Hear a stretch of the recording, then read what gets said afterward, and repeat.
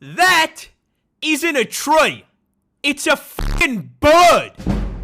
Introducing the tawny frogmouth, a species of bird found in the land down under, and Australia's very own avian equivalent of a maxed out Skyrim stealth build.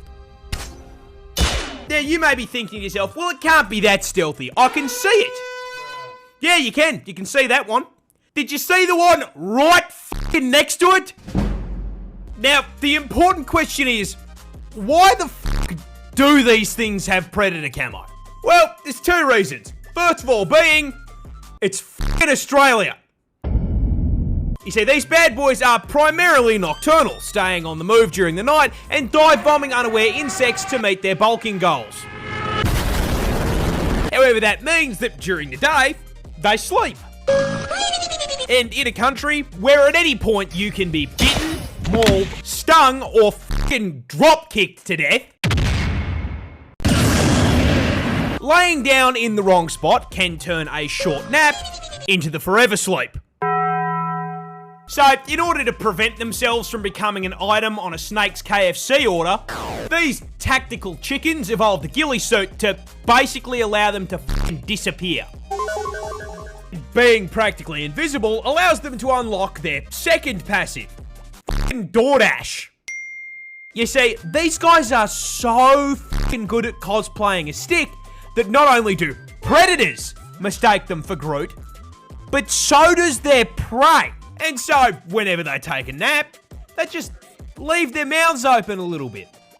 And whenever some poor ant just tries to walk his way to work, he instead DoorDashes himself directly into its fucking mouth.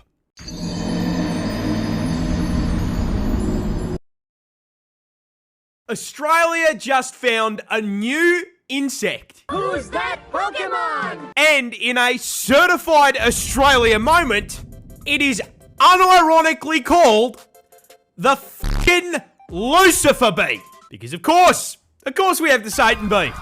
The snakes and the spiders and the fucking dinosaurs weren't enough. No. Now I gotta dodge a rejected doom enemy on my walk to work. Discovered in the closest climate to hell on Earth, Western Australia, these bad boys were named after the Lord of Hell for two reasons. The first of which being the giant fucking demon horns bolted to their heads. Now, those horns aren't just there to look scary. They're actually a defensive mechanism to protect the demon bees from bigger predators. However, only the ladies of the species stay strapped, as the horns are only found on females, meaning a more accurate name for these absolute girl bosses is the Karlak bee. But a pair of spirit Halloween horns can't be the only reason they're named after the devil, right? I mean, there's gotta be fucking something else. Like, do they spit fire? Maybe they've got a pitchfork for a stinger that injects you with fucking acid venom. The answer to that is, no. It's a normal fucking honeybee. The actual reason is that lead researcher, Dr. Kit Prendergast, was watching the fucking Netflix show. Biggest cock I've ever seen. And this isn't even the first time she's done something like this. She named another species after her pet dog. Fucking based. Australia has dancing spiders. Allow me to introduce you to the land down under's most fabulous arachnid, the peacock spider. Now, this 8-legged pride flag is not remotely dangerous to humans. It's got full venom, tiny fangs, and as far as size goes, they're the spider equivalent of a fucking gnome. What makes these little guys interesting is their love lives. You see, not unlike normal peacocks, it's only the males of the species that are running the RGB gamer lights. But why are they built like a Razer laptop? Well, because spiders can't just post up with a dead fly on Tinder and start swiping. No, the boys here have to attract the lady the old-fashioned way. Shake an ass. You see, in order to find the mate, peacock spiders head out to the club and find a lady across the dance floor. They then lock eyes with her, and as the song changes, they raise that coloured dump truck to the sky, start playing Dance Dance F***ing Revolution, baby. Now, as he dances, the female spider watches very closely, not only paying attention to the movements of the dance, but also the fucking vibrations.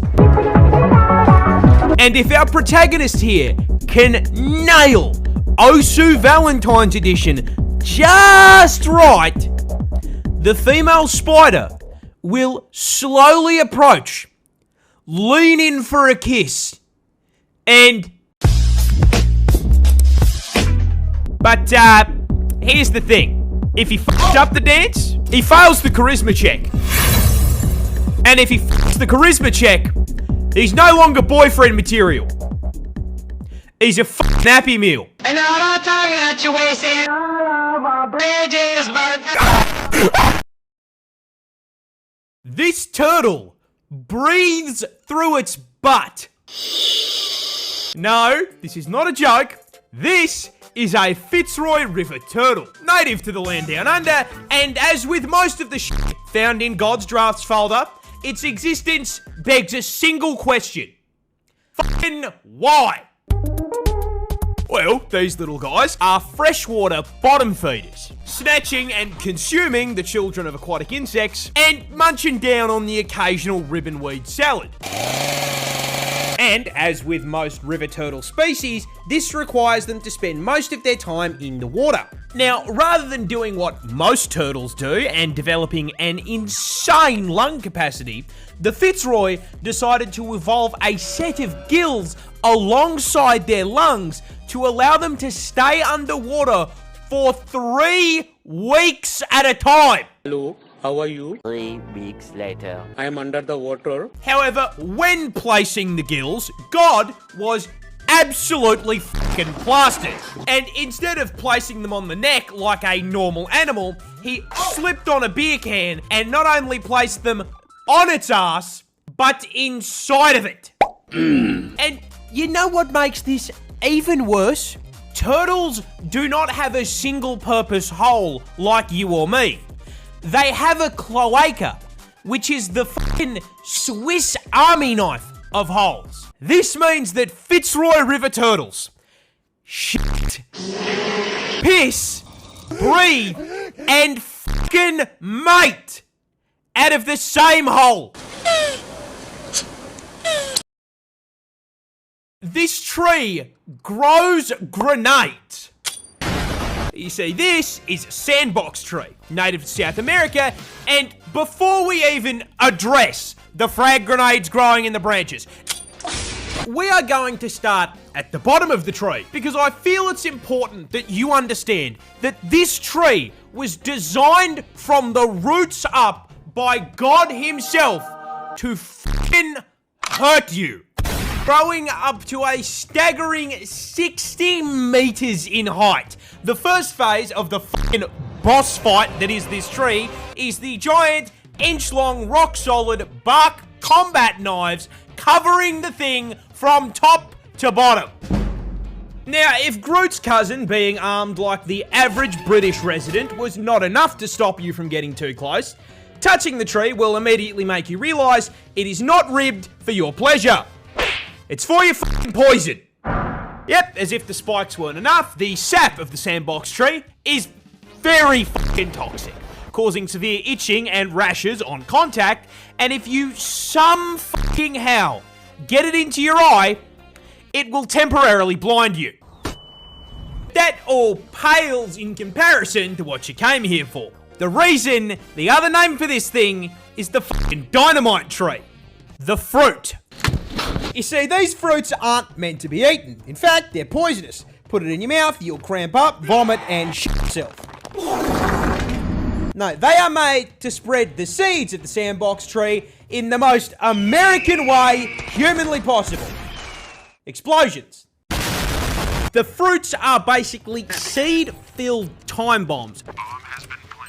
As once mature, they begin to dry out. As they dry, they shrink, and they slowly begin bending against their stems. The tension gets too high, snaps the fibers holding it against the stem, and the whole thing explodes like a fucking frag grenade, sending seeds flying up to 240 kilometers an hour.